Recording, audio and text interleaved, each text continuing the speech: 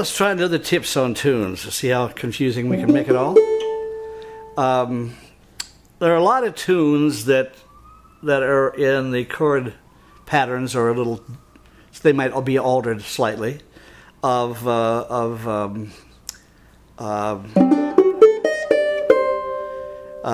the Lazy River, you know.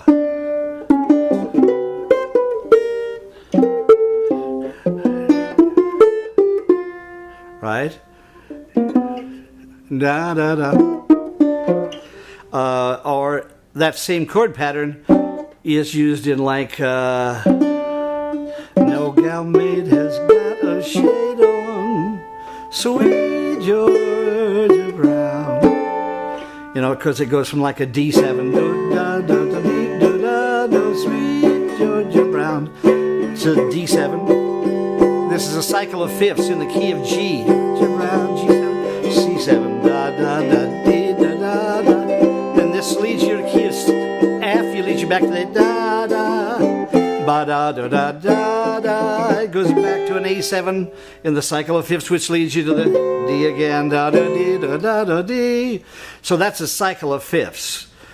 What's confusing about the title cycle of fifths, it doesn't mean that going from D to G is a cycle of fifths. It doesn't mean, in other words, if you count on your fingers, from F, G, A, B, C, D, E, F. In other words, if you go from D, E, F, G, that's only a fourth, D, E, F, G.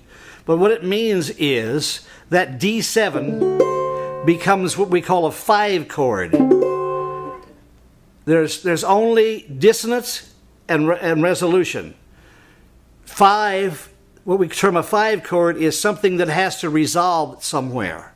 So the D7 has to resolve to G.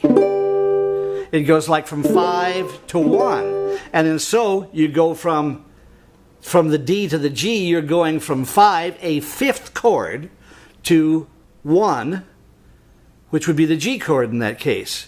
In other words, the reason it's become a 5 chord is because anytime you have a chord and you introduce this, what we call the 7th, not the major 7th.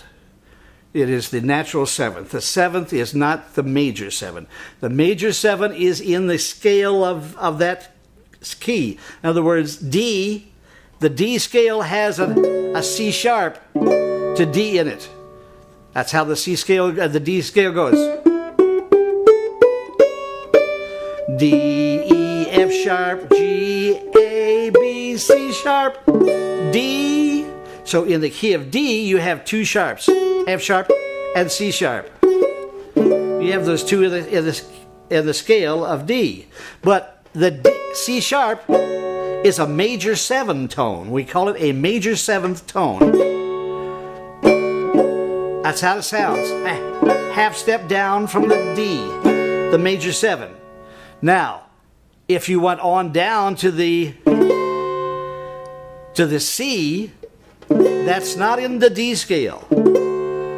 The C is in the G scale, because if you play the G scale, D, E, F sharp, G, A, B, C, D, E, F sharp, G, it's in the G scale, the C natural. So what's happening when you play the D7 chord, not the major 7, but the D7 chord, you are not in the key of D, you are in the key of G. You are a 5 in the key of G. The 5 wants to go.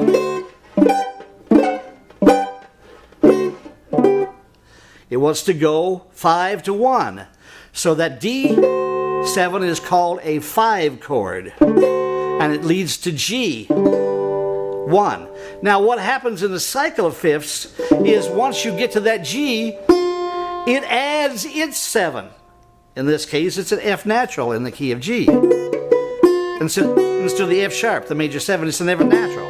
So what's happened is you've gone 5 to 1, but it's deceptive because now the 1 has become a 5, the G of the C. Now you add the B flat, the 7th in the C7 chord, not the major 7, the B natural, but the B flat, and that's in the scale of F, and you head for F. So that's a 5 to 1. C7, 5 to 1. So you've gone D7, 5 to 1, G. But it's deceptive because that becomes a G7, which is a 5 to 1 of C. That is deceptive because the 7th added, and that's a 5 to 1 of the F. So you've gone a series of 5 to 1s, 5 to 1s, 5 to 1s, 5 to 1s. And that's a series of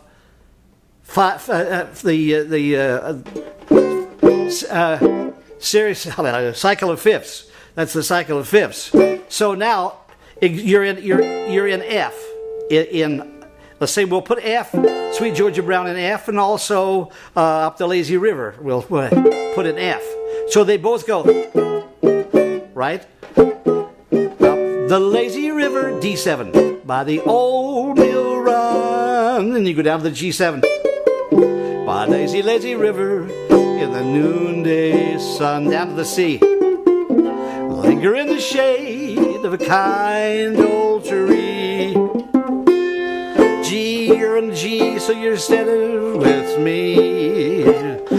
Out the lazy river with a robin song. There goes the G7, but you will roll along. Now it breaks it up. It goes up to 4, B flat up of B flat minor, F down to the D7. Cycle again. Cycle of fifths, the river. Da, cycle of fifths. Da, da, da, da, da, da. So you've got to cycle. The same thing in No Gal Maid has got a shade on Sweet Georgia Brown. Right? Ba-ba-da-da. Ba-ba-dee. To the trombone line, leading trombone line. Anyway, I think I'm running out of space and time here.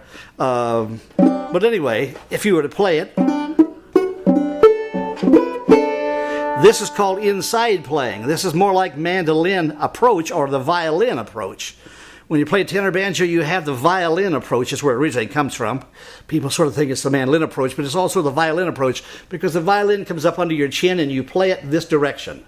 You play it like this. You don't play it down like this, like you would the cello or the other stringed instruments. So you think this way.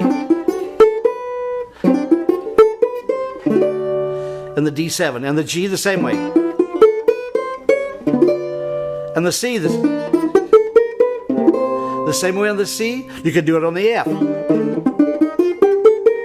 You know, you could do the same way. It's thinking down. In other words, if I take these chords backwards,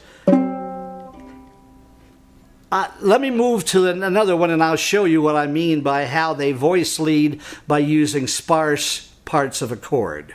It's the same thing. It'll be part 2. This is the end of part 1.